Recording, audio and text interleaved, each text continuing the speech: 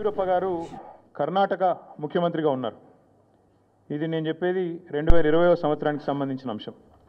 ఇది కాంగ్రెస్ పార్టీ యొక్క స్టేట్మెంట్. ఆ రోజు కాంగ్రెస్ పార్టీ ఆనాడు యడ్యూరప్ప గారు ముఖ్యమంత్రిగా కర్ణాటకలో ఉన్నప్పుడు మరి హౌసింగ్ స్కామ్లో ఈయన పాత్ర ఉంది అని వార్తలు వస్తే ఆ రోజు అక్కడి కాంగ్రెస్ నాయకులు చేసిన డిమాండ్ ఏంది అంటే మరి వెంటనే యడ్యూరప్ప గారు నిష్పక్షపాతంగా విచారణ జరగాలి అంటే రాజీనామా చేయాల్సిందే, ఇట్లాంటి వ్యక్తి ముఖ్యమంత్రిగా ఉంటే విచారణ ఎట్లా జరుగుతుంది అని చెప్పి ఆ రోజు అక్కడి కాంగ్రెస్ పార్టీ అధ్యక్షులు, ప్రదేశ్ కాంగ్రెస్ కమిటీ అధ్యక్షులు కర్ణాటకలో చేసిన డిమాండ్.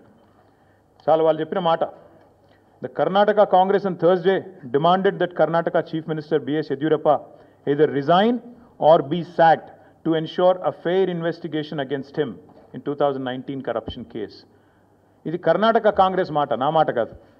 ఒక విచారణ ఎదుర్కోవాల్సి వస్తే ముఖ్యమంత్రి గారు ఈదర్ ఈ షుడ్ రిజైన్ వాలంటరీలీ, స్వచ్ఛందంగా తప్పుకోవాలి, లేదా ఆయనను అర్జెంటుగా తొలగిస్తేనే నిష్పక్షపాతమైన ఎంక్వైరీ జరుగుతుంది అనే మాట వారు చెప్పిన మాట. ఇవాళ మేమంటుంది కూడా అదే.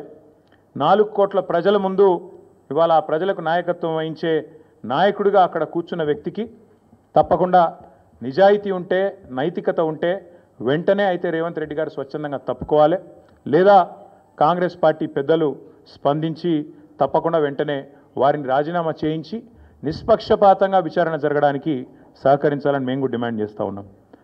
రేవంత్ రెడ్డి గారు మాటల ముఖ్యమంత్రి కాదు, మూటల ముఖ్యమంత్రి అని మళ్ళొకసారి తేలిపోయింది దీంతో.